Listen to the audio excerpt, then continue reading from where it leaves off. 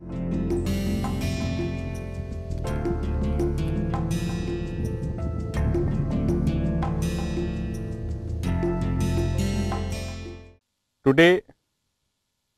we will talk on flame temperature. What is a flame? Start with what is a flame. Flame is a mixture of products of combustion which are obtained by combusting fuel with air or oxygen. So, in fact, flame is a mixture of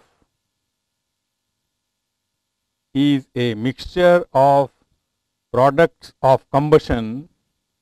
POC stands for products of combustion which are obtained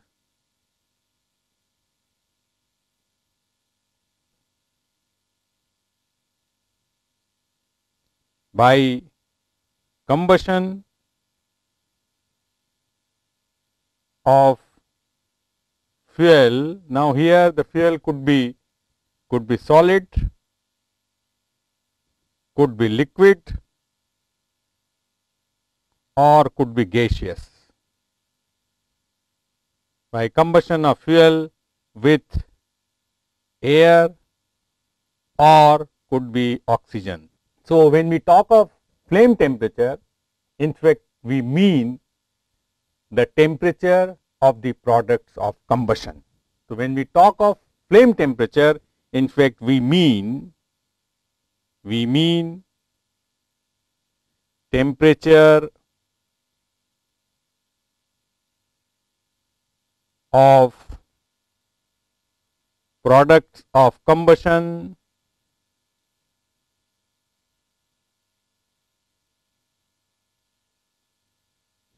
that is what in fact the flame temperature means. That is in fact it is the temperature of the products of combustion. Now, this temperature called flame temperature, it can be determined either experimentally or it can be calculated based on certain assumptions. Now, in an experimental determination, what one has to do? One is to direct a pyrometer towards a flame, and through the principle of similarity in the radiation behavior, one can determine the flame temperature. But because of the radiations and because of the directing of the pyrometer towards the flame, it is very difficult to measure accurately the flame temperature, because the flame, which consists of carbon dioxide, carbon monoxide, incandescence particle and so on, it is not an easy task to determine the flame temperature through pyrometer. Hence, it is determined from certain theoretical consideration. So, determination of flame temperature,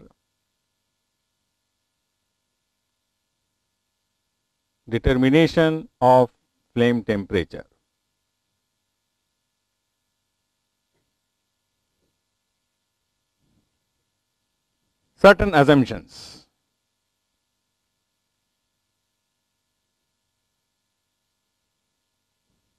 Assumption number 1, we assume combustion is adiabatic. Assume combustion is adiabatic. This means no heat loss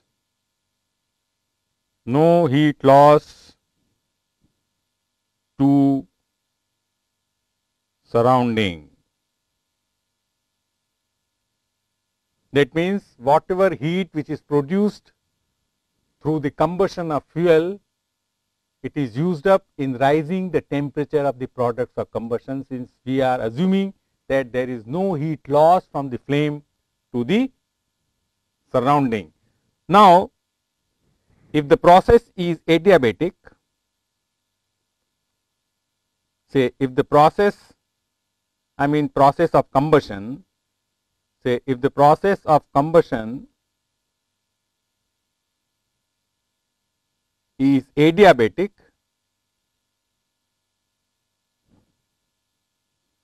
and occurs at constant pressure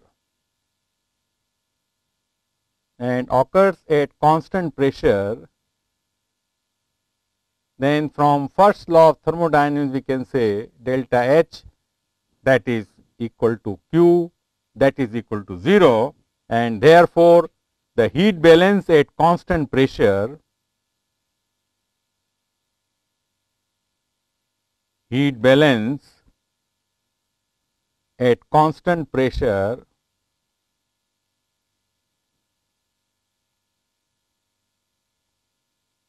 is sensible heat in air plus fuel,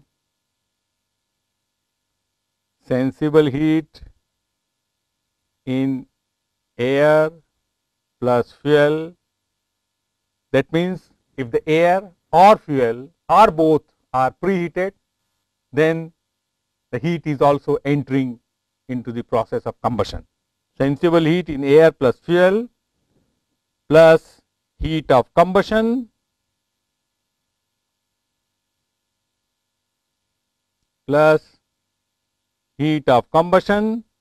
Here you have to consider all the components which are heat generating, and all of you know in solid fuel carbon, hydrogen and sulfur are the heat generating component. In gaseous fuel CO, hydrogen and hydrocarbons, they are the heat generating component. So, we have to consider from all sources of heat of combustion, and that will be equal to sensible heat in products of combustion.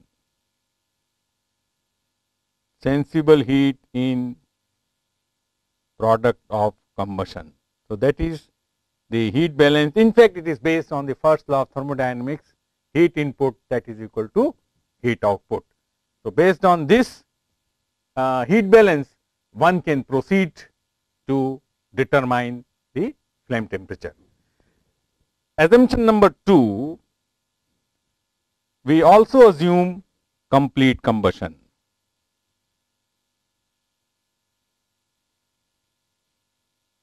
Complete combustion means carbon plus O2, it gives CO2. H2 plus half O2, that is equal to H2O.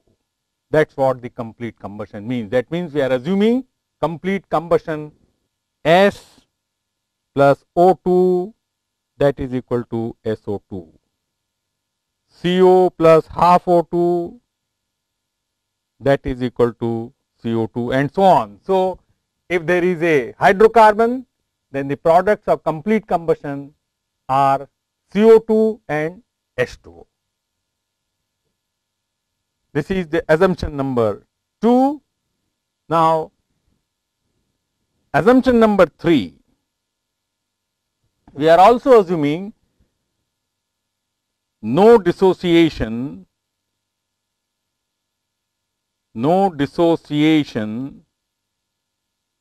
of products of combustion. That means, the products of combustion, once they are formed, they are not dissociating in our this particular assumption.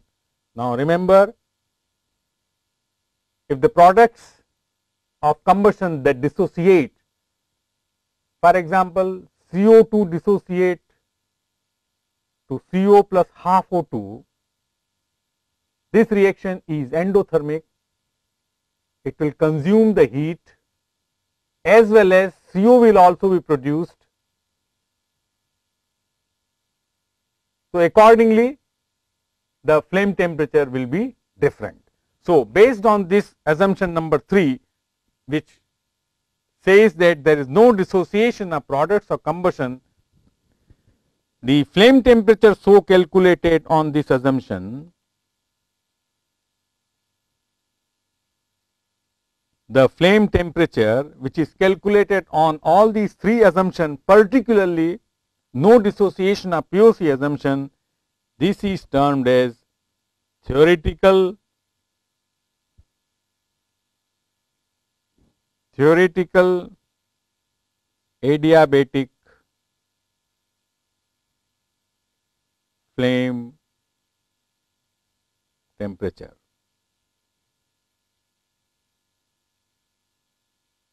Or you can also call it to be maximum adiabatic flame temperature. However, at higher temperature, the products of combustion dissociate. Now, however, at higher temperature,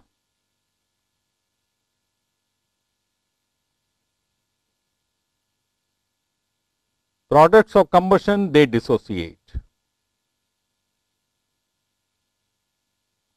Say, for example, CO2, CO plus half O2, H2O, H2 plus half O2, or other reactions are also possible. H2O could dissociate to OH and whatever the reaction may be. So, what I want to convey from here, that due to the dissociation of products of combustion, the flame temperature will be lower than theoretical adiabatic flame temperature.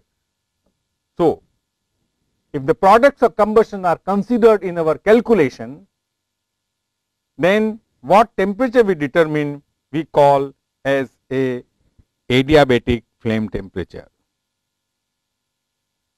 Adiabatic flame temperature.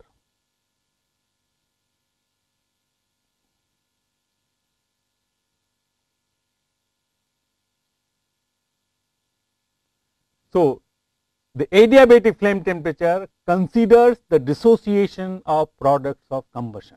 Obviously, the dissociation reaction, as I have written, it says that CO and H2 are produced. As such, the heat will also be carried by CO and hydrogen. Both the reactions are endothermic.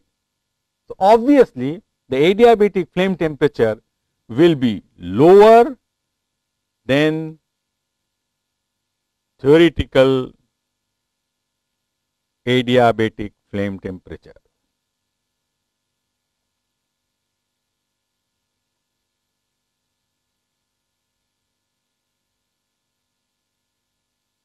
Lower than adiabatic flame temperature. Now, this adiabatic flame temperature,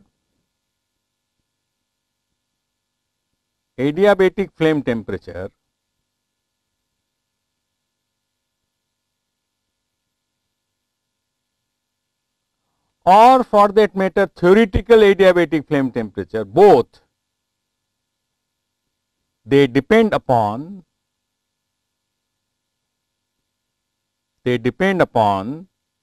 one, type of fuel. What I wanted to say from here, that whether it is adiabatic flame temperature or theoretical adiabatic flame temperature or in general flame temperature, it is not a characteristic property of the fuel. With that I mean that you have a one particular type of fuel, you can generate so many adiabatic flame temperature. That means it depends upon the condition of combustion. The one of the factor, it depends upon type of fuel. For the same fuel, it also depends upon proportion of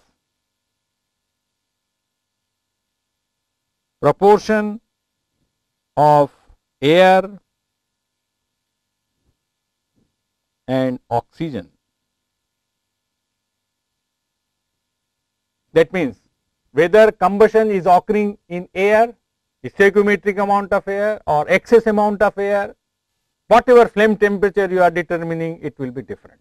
So, a same one particular fuel can give you very different type of flame temperatures depending upon the amount of air that is being used, whether it is theoretical or more than theoretical amount of air. Similarly, whether combustion is occurring with oxygen enriched air, the same fuel can give very different flame temperature. So, what I wanted to say from here, that flame temperature is not a characteristic property of the fuel, it depends upon the condition of combustion. Third factor on which it depends is sensible heat of reactants.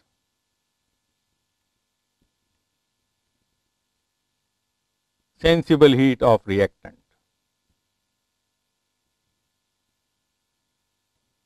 So, all these three are the important factors that determine the adiabatic flame temperature or theoretical adiabatic flame temperature. What I wanted to convey, very simple message from here, that a particular fuel which you have selected, you can obtain several adiabatic flame temperature depending upon whether you use theoretical air, more than theoretical air, preheated air or preheated fuel, whatever, you can get n number of adiabatic flame temperature.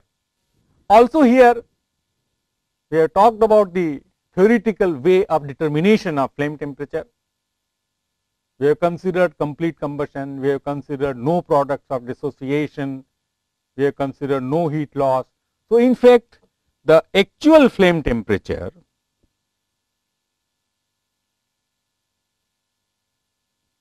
with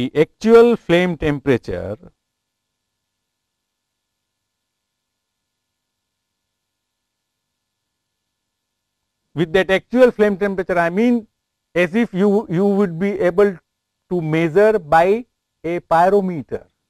So, this actual flame temperature, in fact, it depends upon the heat losses, because no way you can prevent the heat losses from flame to surrounding. All that you can minimize the heat losses in that you allow the combustion to proceed very fast. You do not allow much time for combustion to occur. So, in that case the time will be very small, that is the so called instantaneous combustion. Then possibly you can minimize the heat losses, but you cannot say the heat losses are 0 as we have assumed for the calculation. Another important thing, as you recall from my earlier lectures, that in spite of having the stoichiometric amount of air or slightly excess air, if you see the problems which we have solved in the earlier lecture on combustion, you will note that in spite of using the excess air, there is always carbon monoxide present in the flue gas, and that says that the imperfect combustion.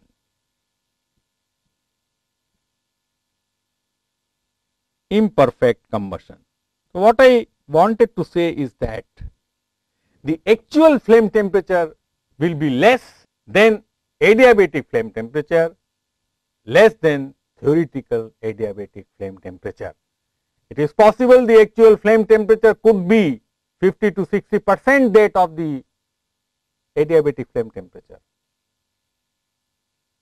but even then the calculation of flame temperature is very important in fossil fuel combustion. In spite of all these things which I have said, that actual flame temperature is much lower, which is the fact. In spite of that, the calculation of flame temperature is a very important exercise in fossil fuel combustion. So, let me list importance of adiabatic flame temperature. Importance of, I am now writing AFT, adiabatic flame temperature. Importance of AFT, let me put it, adiabatic flame temperature.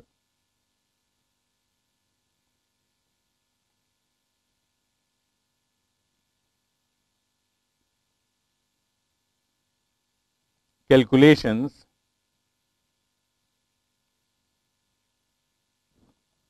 One,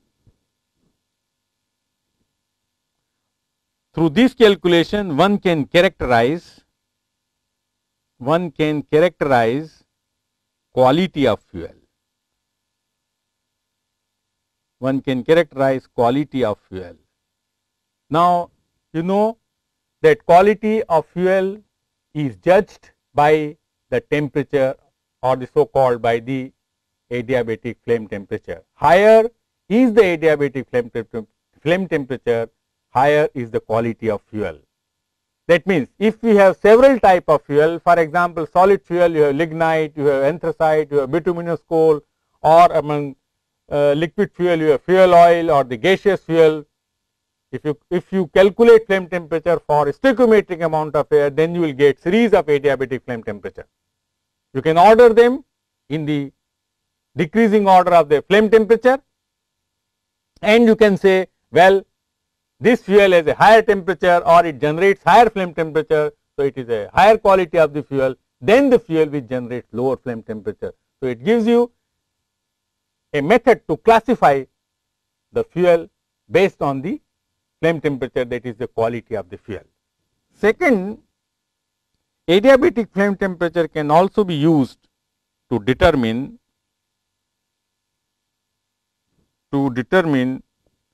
suitability of fuel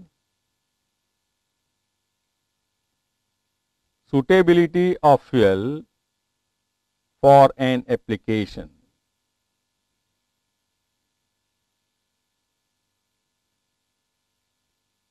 With that I mean, suppose you want to heat the furnace at a temperature of, say, for example, 1200 degrees Celsius.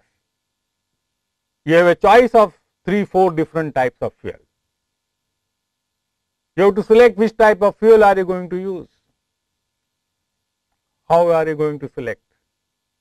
Because for heating the furnace chamber, it is not only amount of heat is important, it is also important at what rate heat is being transferred, and the rate is decided by the temperature difference. So, it is here given different types of fuel, and to select which type of fuel you are going to use for a particular application, you calculate the adiabatic flame temperature or theoretical adiabatic flame temperature, categorize them in the flame temperature, and see that the fuel which gives maximum flame temperature, it will give you higher heat transfer. So, based on the AFT calculation, one can also determine the suitability of fuel for an application. Third, one can also determine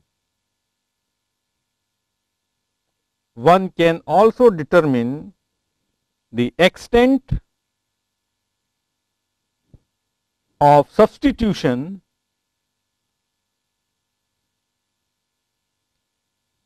of a lower quality fuel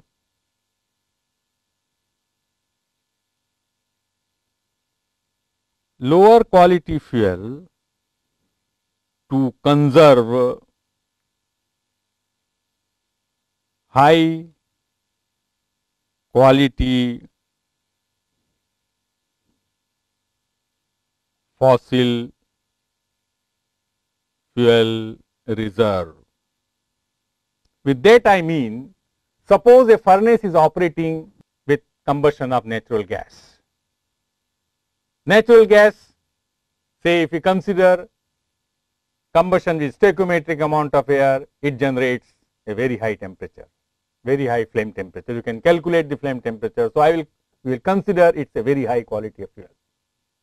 Now, in an application you want to substitute with the lower quality fuel. For example, you want to substitute by producer gas, you want to substitute by blast furnace gas. How will you do it? You calculate the flame temperature of a mixture which consists of natural gas plus blast furnace gas or coke oven gas or producer gas, and see that what should be done in order to have the same flame temperature as it was for natural gas.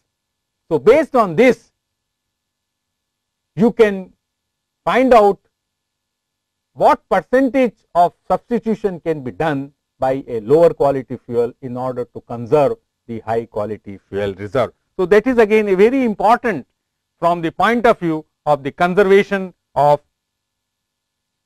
fossil fuel reserves. That is one of the very important thing, that if a high quality fuel, normally they are the fossil fuels, if it can be substituted by low quality fuel or for that matter by the renewable type of fuel, for example biogas, then here the calculation of adiabatic flame temperature will help to find out what percentage of low quality fuel can be substituted, so that one can conserve the high quality natural fuel. Now, the next thing comes now, how to calculate. Say calculation of theoretical AFT.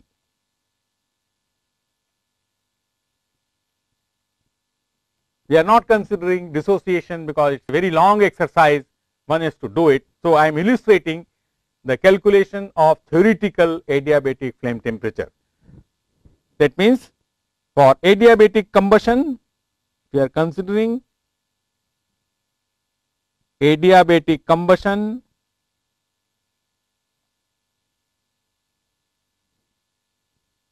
and without dissociation. And without dissociation of POC. You can write down the heat balance. That means sigma HT minus H298 for fuel and air plus sigma delta H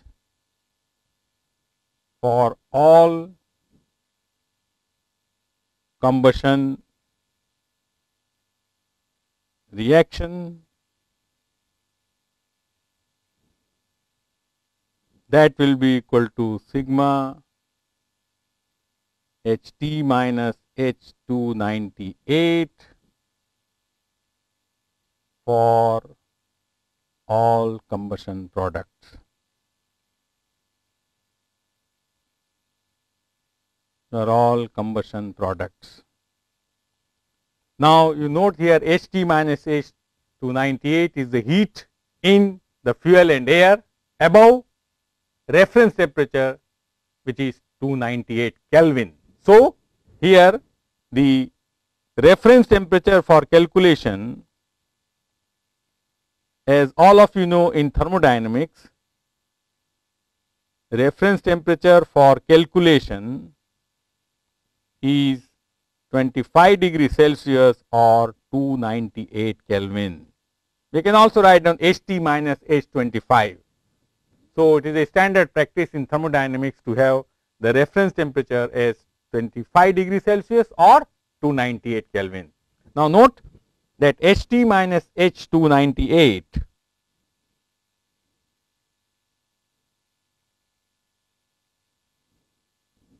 that is equal to 298 T Cp dt, and that is also equal to, as all of you know from basic thermodynamics, A plus QBT minus C upon T square.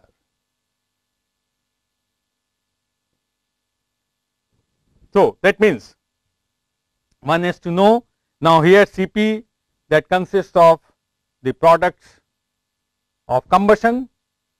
So, one has to take the Cp values, integrate it, and one can calculate. So, I am giving here the Cp value for most products of combustion. So, Cp CO2 that is equal to 10.55 plus 2 into 1.08 into 10 to the power minus 3 T minus 2.04 into 10 to the power 5 T square calorie per mole degree Celsius. CpCO 6.79 plus 2 into 0.49 into 10 to the power minus 3 T minus 0.11 into 10 to the power 5 T square, units are the same. Then Cp H2O vapor, that is equal to 7.17 plus 2 into 1.28 into 10 to the power minus 3 T plus 0.08 into 10 to the power 5 upon T square calorie per mole degree Celsius. Cp nitrogen 6.66 plus 2 into 0.51 into 10 to the power minus 3 T calorie per mole degree Celsius. Then Cp oxygen 7.16 plus 2 into 0.5 into 10 to the power minus 3 T minus 0.4 into 10 to the power 5 upon T square, this one. Sometimes you may also need Cp of hydrogen, that is equal to 6.52 plus 2 into 0.39 into 10 to the power minus 3 T plus 0.12 into 10 to the power 5 upon T square calorie per mole degree Celsius. For very accurate calculation, one is to take these Cp values, a Cp A plus Bt plus C by T square. But these calculations are normally very lengthy calculation, and you end up with a non-linear equation, and it requires a solution either by trial and error method or by graphical method, or whichever way you think you can do it. However, for rough calculation, one can also use the average values. So, I am giving you some average values, say for rough calculation.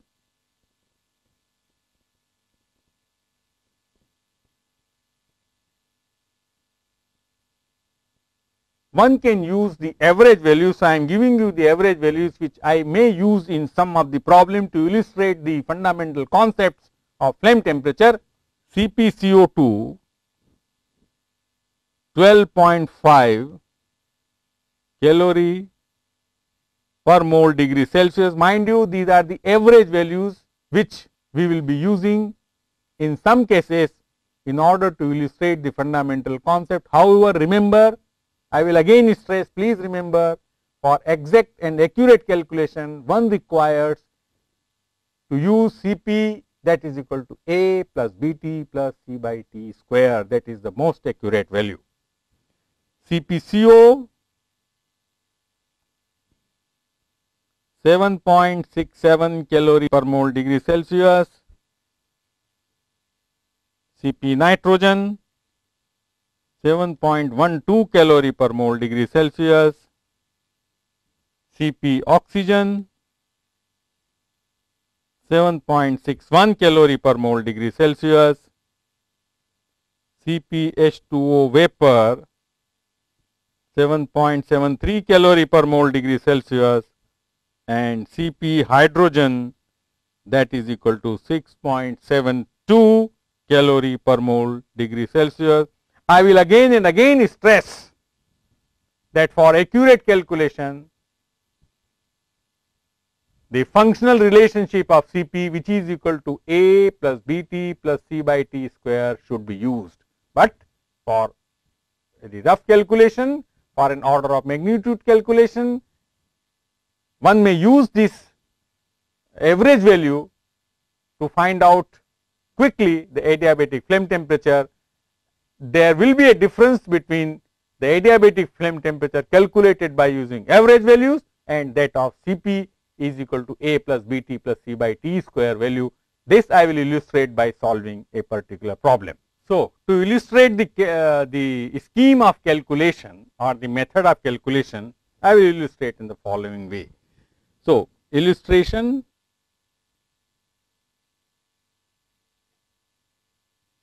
of calculation scheme.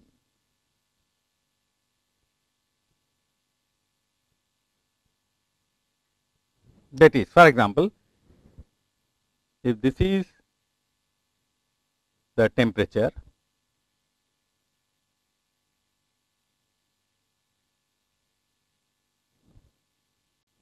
let us say T. This is the reference temperature for calculation.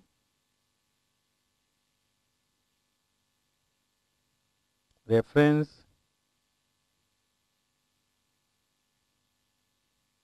temperature of calculation.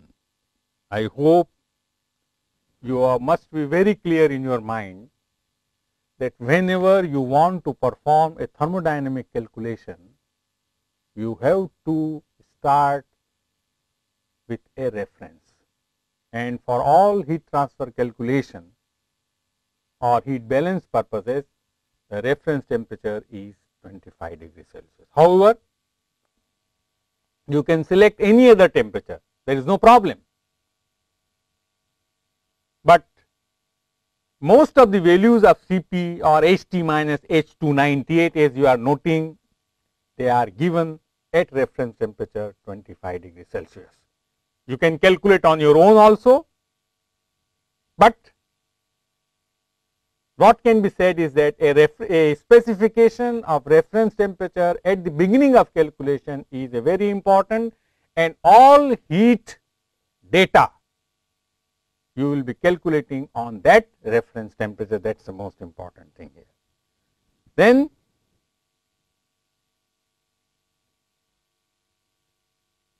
this one say that AFT,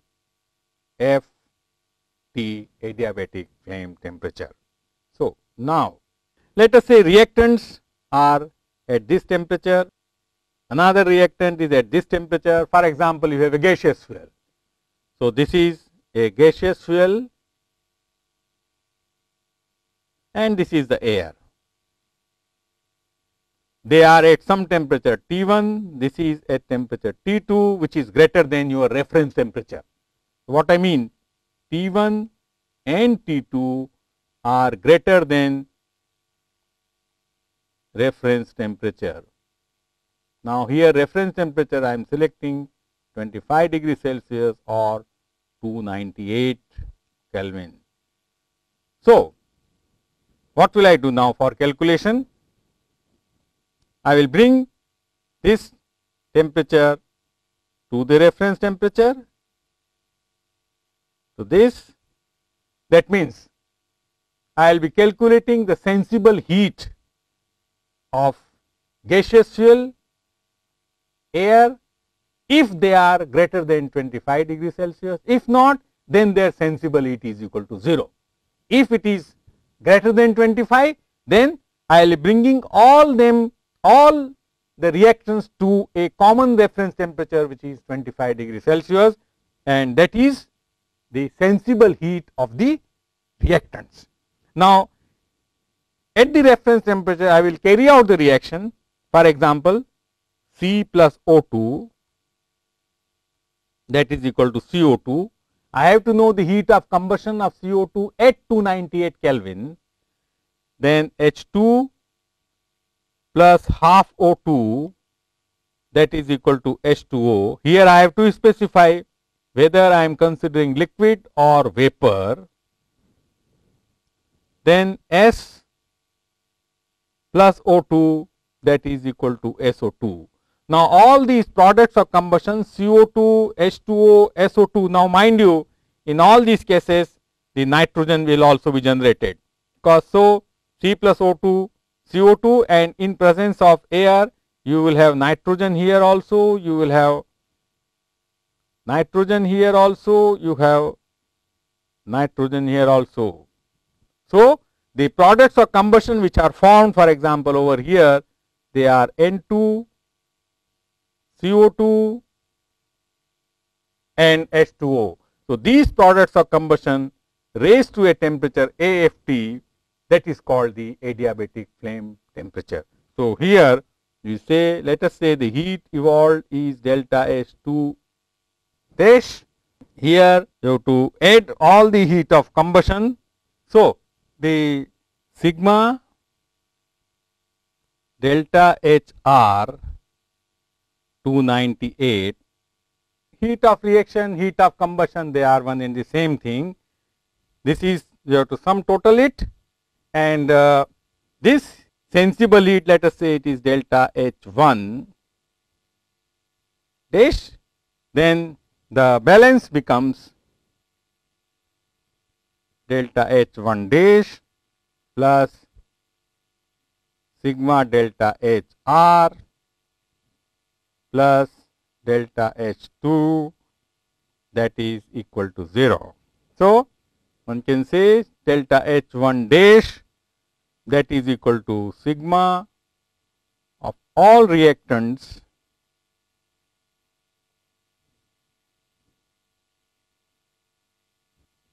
initial temperature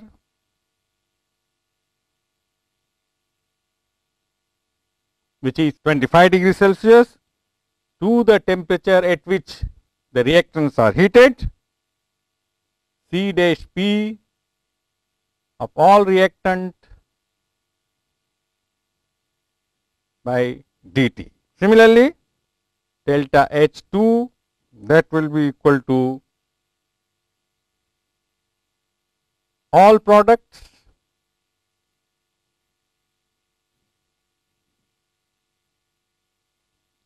(298) if you want to use Kelvin, or 25 if you want to use degree Celsius, to A F T C dash P of all products of combustion into dt, where C dash P, that is equal to N into Cp. So, that is how these adiabatic flame temperature can be calculated. Now, I will give you a problem, or rather two problems, you can solve it. Say one problem I will give: a producer gas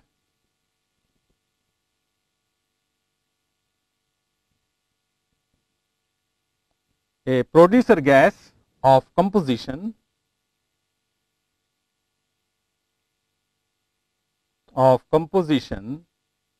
is given on volume percent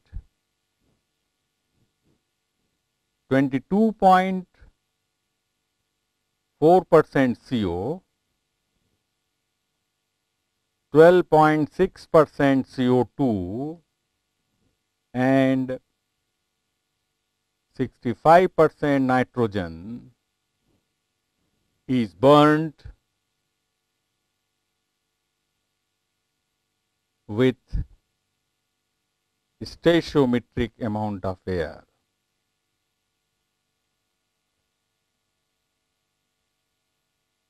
Stoichiometric amount of air. The gases enter the furnace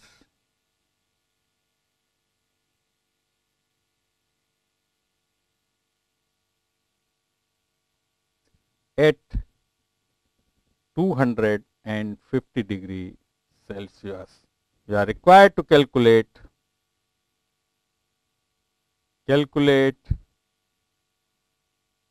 adiabatic flame temperature. Of course, this will be theoretical adiabatic flame temperature, because we have not considered the dissociation of the products of combustion. Another problem you can also solve it: a blast furnace gas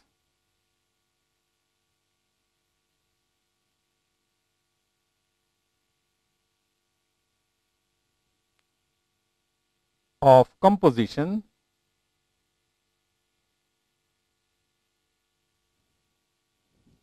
24% CO, 12% CO2, 4% hydrogen and 60% nitrogen is burnt with theoretical amount of air. Theoretical amount of air. The BF gas or the blast furnace gas, I am writing BF blast furnace gas, is preheated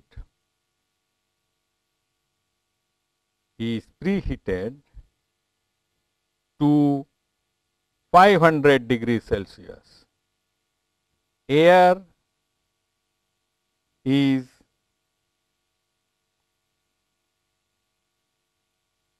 preheated to 250 degrees Celsius. Air is dry. Dry air used for combustion. Calculate AFT. Now, in both the problems, you have to do the heat balance. As all of you know, heat balance cannot be done unless material balance is being done. So, in both the problems, first you have to make material balance in order to find out the kg or kg moles of the products of combustion or meter cube of products of combustion, whichever way you want to determine. Once you know the amount of products of combustion, then you can perform the heat balance and then you can proceed to calculate adiabatic flame temperature. Now, one of the problem I will be illustrating in the next lecture.